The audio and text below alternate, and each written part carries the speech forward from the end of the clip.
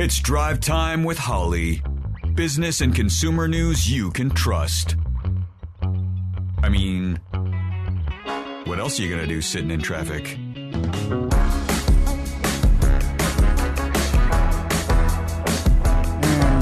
And welcome to another edition of Drive Time with Holly.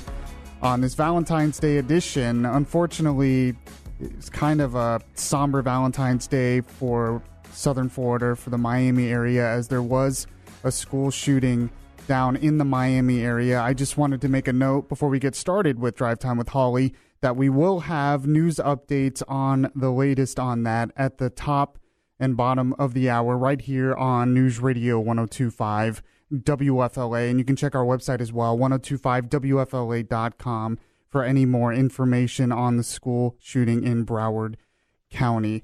So this is Drive Time with Holly, and I'm Yaffe. And I'm Holly. And today we have a pretty timely subject, obviously. It is Valentine's Day. By the way, happy Valentine's Day. Happy Valentine's Day. You actually got me a gift. I did. I've been planning it for a while, which means I care.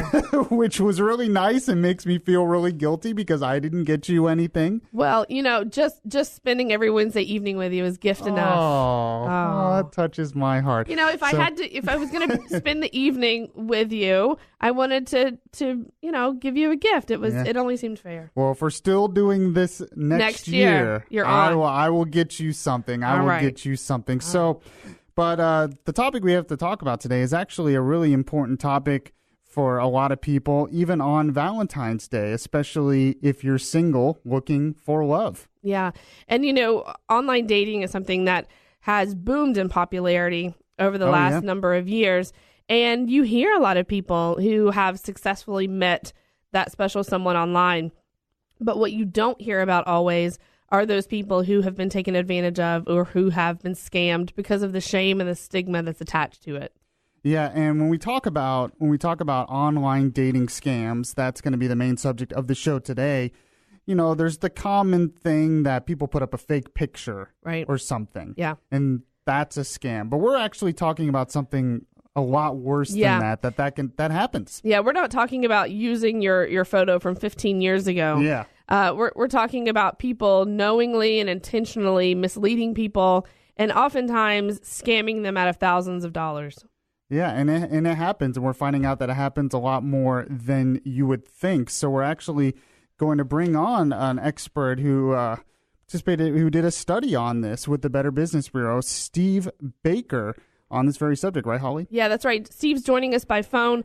We appreciate his time. He led this investigation. He pulled together this information and pulled together the victims and was really able to put together all the facts and figures and put together the pieces so that we could understand the scope of this issue and bring light to it to hopefully, educate consumers and help people. You know, we're certainly not saying that online dating is dangerous, but what we are saying is there are some things that you should know, and there are ways to be a better consumer.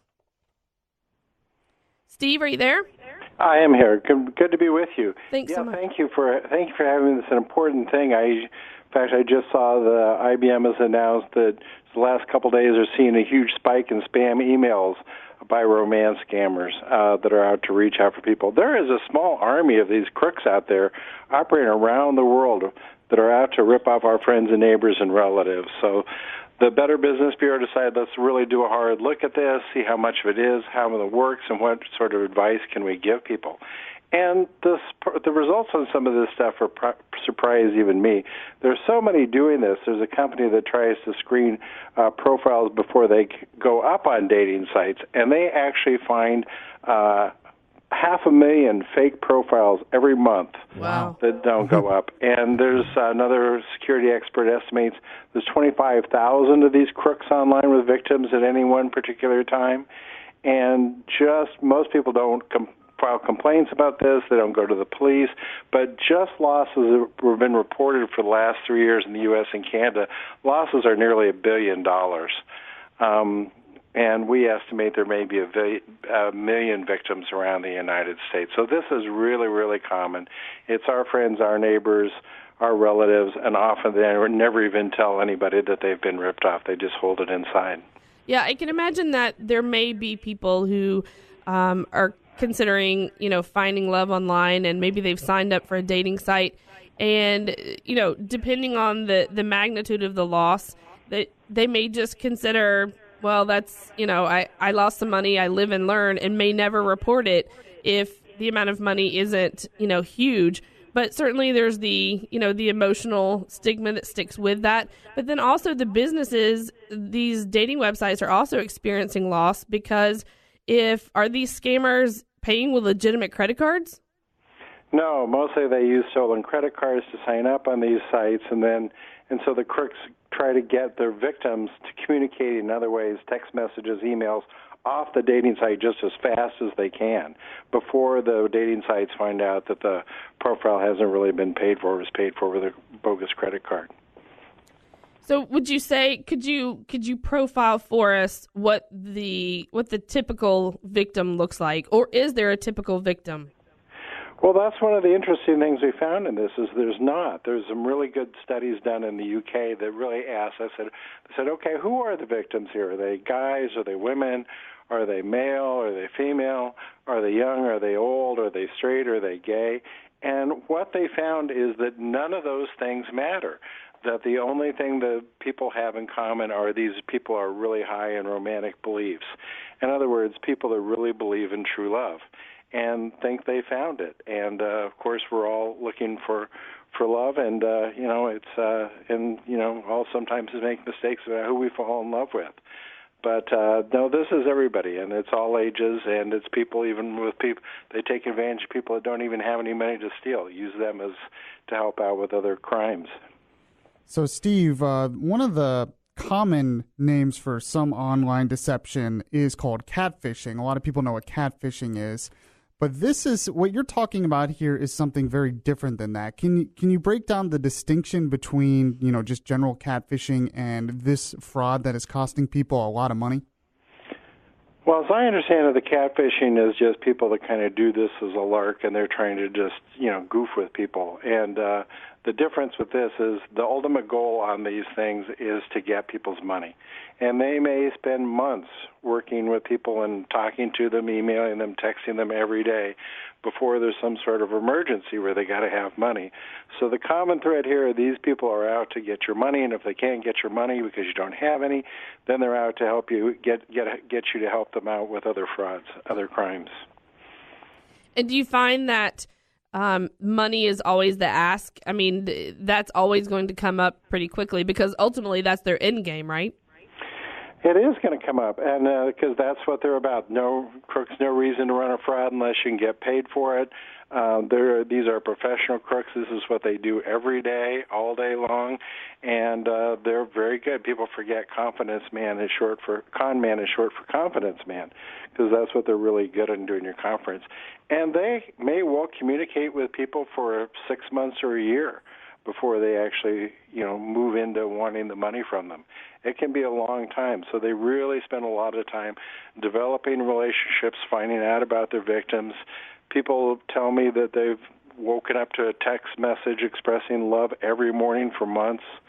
The crooks also try to, of course, isolate the victims from their friends and family. So after a while, a lot of these victims, they've fallen in love. They think they've got a committed relationship, and they think this is somebody they're going to spend the rest of their life with. And then when the inevitable emergency comes up, supposed emergency, most of us wouldn't do for somebody we love. And we are talking with Steve Baker, who is with the Better Business Bureau International's investigation specialist, and he's talking about a study they did called Online Romance Scams, a Better Business Bureau study on how scammers use impersonation, blackmail, and trickery to steal from unsuspecting daters. And we're definitely going to get more into this subject as we go on into the show. And also, Holly, we're going to give information on how you can prevent this from happening to you. Yeah, that's right. We're going to give some warning signs. We're also going to give some tips on what you can do if you've been a victim, how you can prevent this from happening, hopefully. But we're also going to talk to a victim to find out more about, how does one become a victim? Hear a firsthand account of how easily this can happen and what that feels like and what the losses can be. All right, so a lot of great information for you out there, especially if you're single. Online dating isn't, there was a time where it seemed kind of taboo. It's very normal now, very common now. I have friends who have found their now wife or husband on online dating. So it's a very common thing, and we want to make sure that if you are participating in online dating, that you're doing it safely, and we're going to give you the best information for that. This is Drive Time with Holly. I'm Yaffe. And I'm Holly. And we will be right back. Welcome back to Drive Time with Holly. Business and consumer news you can trust. And it is a special Valentine's Day edition of Drive Time with Holly. Welcome back to the show. I'm Yaffe. And I'm Holly. And today we are talking about online romance scams, which apparently is becoming a very big problem for a lot of people and costing people a lot of money in some instances. Yeah, and I think probably because we know that scammers will follow the money. And so probably as long as online dating has been a thing, they've been there. But now Better Business Bureau has released this study. We are hoping to shed some light on this issue and hope to better educate consumers, better educate online daters so that they can date online, they can find love, because it's certainly possible, but that they do it with their eyes wide open and, consider this process, keep your head checked in, and don't let your heart kind of run away with you, because certainly there are people out there looking to take advantage. Yeah, and there was a lot of important information in that study that we were going over in the first segment with Steve Baker, who is an investigation specialist with the Better Business Bureau, and he is still on the phone with us. He continues to join us, but we're also going to be talking with one of the victim of this, right, that unfortunately she got caught up in one of these online romance scams, and she's going to give people information on what they can look for. Right. And we applaud her because, if people don't come forward to talk about what their experience was and what this looked like to them or in their situation, we can't fully educate the public. Right. So, Steve, could you introduce our guest and talk a little bit about how you came to find the victims for this study? Well, I'd like to introduce you to Ann from Southern California. She's very brave to come forward. I know she did it simply because she wanted to help other people from becoming victims too, and most people don't do that. So it was really good of her. We really appreciate it. And Ann, how did you meet this guy Wayne King online? Yes, he contacted me through through Match.com. And he said I'd like to be friends, etc., etc. And I texted him. I sent a message back. You live too far away. Thanks for the message. However, I'm looking for someone closer to where I live. He said he was from Pasadena, which is about 40 miles away from where I am. And I didn't want to go that far. He said, okay, well, no problem. We can still be friends. And I said, okay, that's fine. And so this friendship turned into text messaging. He said, let's do the text messaging rather than the online, which, didn't mean anything to me at the time. And we spoke back and forth, and he even called me. A foolish thing to do. I did give him my phone number. He gave me his phone number and said he was a businessman in Pasadena, gave me the name of the business. I checked it out. It appeared to be legitimate, but later found out that he'd plagiarized that business from a real business in the United Kingdom. Anyway, the conversations went back and forth, and I really thought he cared for me, and, I was beginning to have feelings for him. He then said he had to go to Beijing to get some equipment through customs. So off he goes to Beijing, supposedly, and then he ran into problems with Beijing, said that he couldn't get his shipment out of Beijing. It would have to go through Malaysia, but he didn't have the money with him to do that, and asked me for money. And at this time, I thought nothing of it. He had given me the information to check his bank account out and pictures of his passport, etc., etc. So at that point, I had no reason to not believe him. But foolishly, I just kept on giving him money. And then when my money ran out, he said, well, the customs officer that's helping me said he would take electronics, in payment. So with my credit cards, I purchased 4 new iPhones and a Mac Pro, and then shipped them out. And each time the shipping was almost $200 a time. And once he got all these things, he started asking for money again. And that was it. He'd asked for money, and I contacted him and said, I'm absolutely broke. I'm going to have to file bankruptcy. I have nothing left. You've taken everything from me, including my dignity. And so at that time, I broke it off. And how long were you communicating with this guy before? A good 2 months, maybe running into 3 months. It seemed a reasonable length of time for me, but and it sounds like he acted like he really cared. I mean, sure, you thought he did. Yeah, and he actually. We talked about birthdays and whatnot, and he asked me when my birthday was, which was about a week away from when he asked me, and lo and behold, on the day of my birthday, I get this big bouquet of flowers and a humongous box of chocolates. I thought, well, this guy, is decent. I mean, who wouldn't think that? That's not the typical kind of online scam artist that we're used to hearing about. And exactly. It's the gifts, and he even gave me his address in Pasadena, and I looked it up online, and it looked legit. But fortunately for me, one of my daughters had a funny feeling about all this, and she actually drove to Pasadena to check out the address, and they happened to be brand new condominiums that none of them had been sold yet.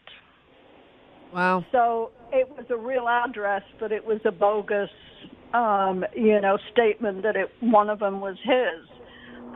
So at that point, she, got after me and said, Mom, I think this is a scam. How much have you lost? And I tried to deny it. No, it's fine. I, didn't lose anything. And she just kept on at me. And, well, actually, both of my daughters did. And then finally I broke down and told them how much I'd lost. And they thought I'd lost my mind, too. And, well, you just thought you were helping someone that you had feelings for. It sounds like. Exactly. It was like if one of my children or grandchildren would have asked me, I would have done the same thing. Anyway, my youngest daughter took me to the local police station, made a police report. I reported it to the Better Business Bureau and the FBI, through their suggestions. They said he can't get away with things like this. He must be doing it to lots of other people. And, since talking to Steve, I found out it's a worldwide problem. It's not just my problem. It's a worldwide problem. Anne, we really appreciate you. I just wanted to say we're talking with Anne, who is a victim of online romance scam. And we're also talking with Steve Baker, who is an investigation specialist with the Better Business Bureau, who did a study on this. And I just wanted to say, Ann, we really appreciate you coming on and giving this important information on for people to know, because this could happen to anyone out there. Yeah, I would strongly suggest, I'm not against online dating. I mean, I've known a few people who have been happily married through the dating sites, but I would strongly suggest that if you can't meet that person in the first week or so locally at a coffee shop somewhere, then forget it, especially if they live, say they're out of town on business. That's a big red flag. Out of town on business, forget it. Drop it right away. And what do you think was the first, looking back on it, hindsight, what was the first red flag you think that he showed? Well, after all the money that I had given him and then all the electronics that I had shipped to him, he still wanted more. And he didn't take no for an answer. And that really got my red flag up. There's something wrong here. Why would a person keep pushing like this? There's just something wrong. And like I said, my two daughters picked up on my attitude and, knew that there was something wrong. They knew I was hurting for money, and that's not me. Right. I've always been self-sufficient, and I used to be a business owner. You'd think I had more sense, but I lost my husband of 50 years about 18 months ago, and I was just looking for my second chance in life and thought I found it. Well, and unfortunately, these scammers depend on people putting their heart out there and finding that vulnerable spot that we all have. And, so this is not your typical scam where, it's just transactional. This is also involving a lot of emotions and promises. And as you said, details about your life. You talked about your birthday. I'm sure you talked about your family. And those are elements that we don't often see in other scams. To be honest with you, if I had lived alone, I would probably have committed suicide. I was thinking of that, even though I don't live alone. I was still thinking about that because I was so ashamed of what I did and couldn't believe that it had happened to me. What did I do wrong? Why did I deserve this? Well, and I think that's why it's so important that you had the courage to come forward, and that's why we're doing this show, is so that we can give power to the people who have been taken advantage of, report it, get it out there, reach out for help, so that Better Business Bureau, the FTC, Western Union also has extended their deadline for refunds, and we'll ask Steve to talk a little bit more about that in the next segment. But certainly, anytime you find yourself, hopeless, and you have spent down your savings, you've spent down your money, people become very desperate. So we appreciate your courage. And Ann, can you stick with us to into the next break? We have some more questions. Okay. All right, we are talking with Ann, who is a victim of online romance scam, and we're also talking with Steve Baker, who did a study on this. You were listening to Drive Time with Holly. I'm Yaffe. And I'm Holly. And we're going to talk more about how you can protect yourself against these kind of online romance scams coming up next. Welcome back to Drive Time with Holly. Business and consumer news you can trust.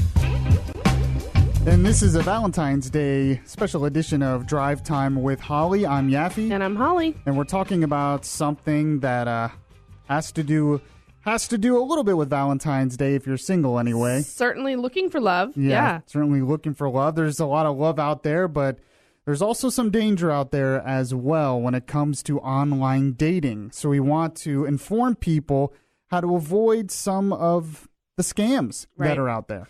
Right. And Steve spoke about earlier that it's not only online dating websites now He spoke briefly about that now scammers are contacting victims via email. Steve, can you talk a little bit more about that?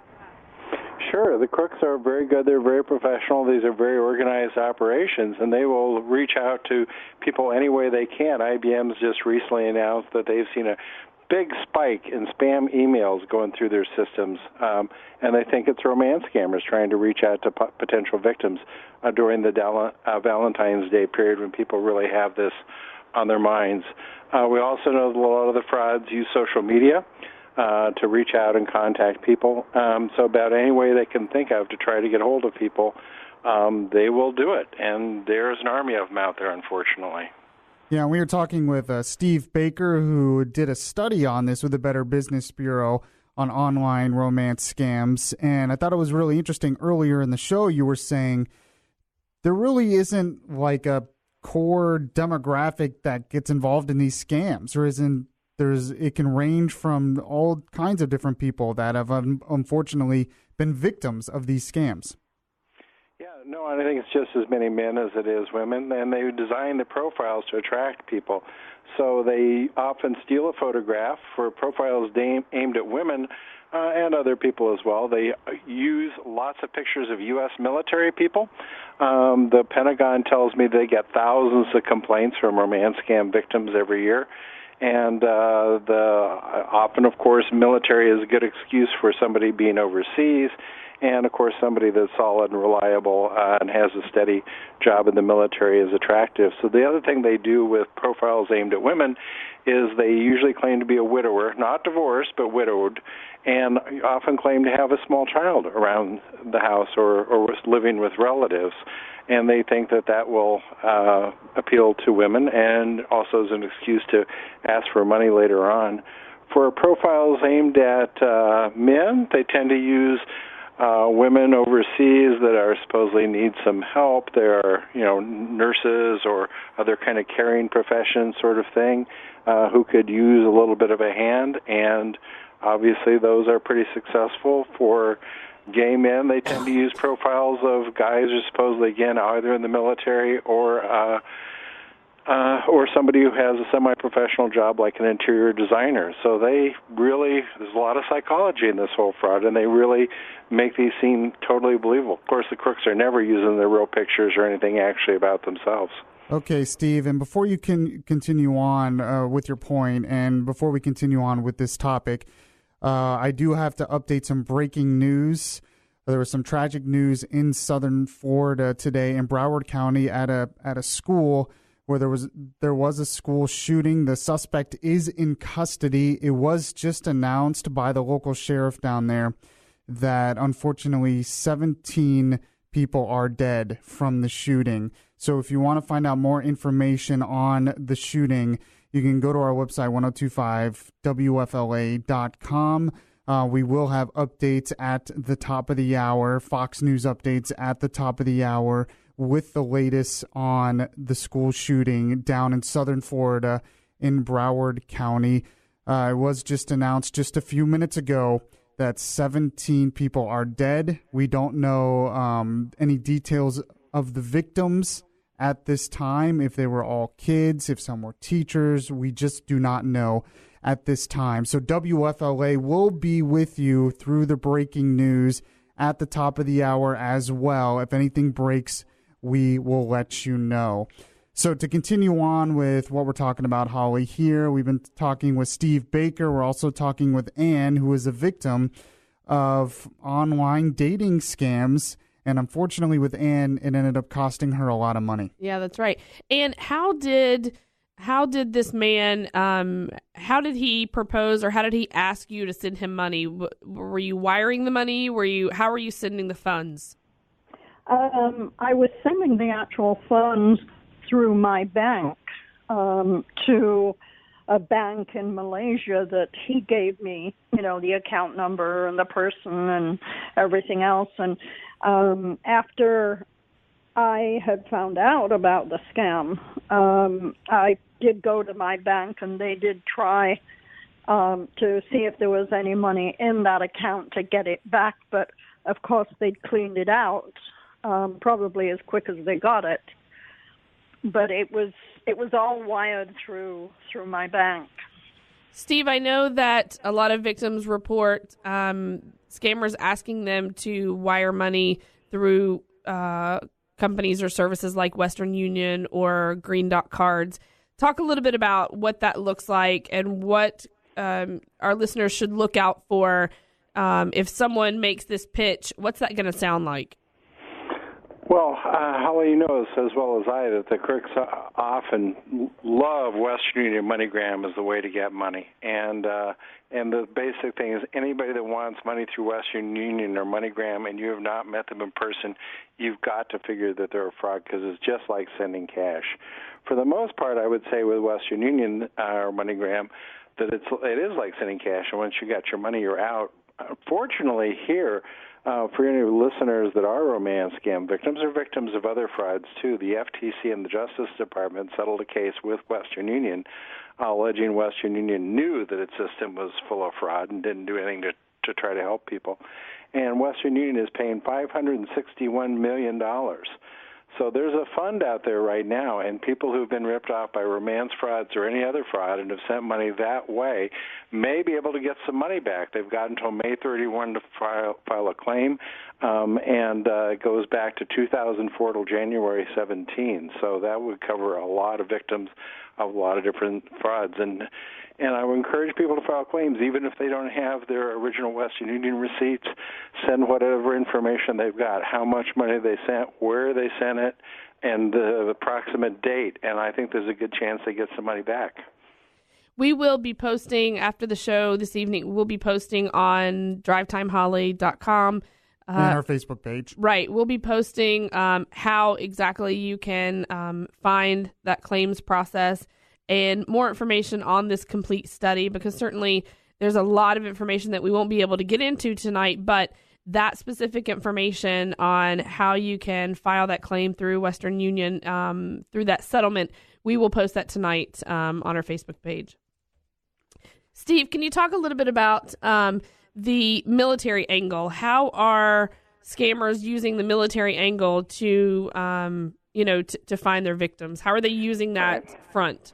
Well, the scammers just go around the internet stealing pictures and copying them and putting them up as if they were themselves. And they do this for victims all over the world. I've seen Australian and Canadian women who thought they were dealing with somebody in the U.S. military, too. And it's a big problem. The military, like I say, hears from victims all the time. The people are very upset about it, but not a great deal the military can really do. Because the soldiers themselves are not being ripped off. They have apparently used pictures of soldiers killed in action in Iraq and Afghanistan. They're using photos of people that are senior. The Army Chief of Staff, for example, had his picture used by these romance frauds. And the military says, okay, if somebody is really in the military, they'll have a .mil email address, so you can try to get there. And they've got a lot of information, which we link to in the study of stuff that's been put out by the military to protect people. And Steve is going to update us on more ways that you can protect yourself, not only from the initial fraud, but there's actually some information that sometimes even after you realize you've been frauded, that the fraud can continue even after that. So we'll want to get some information on that as well.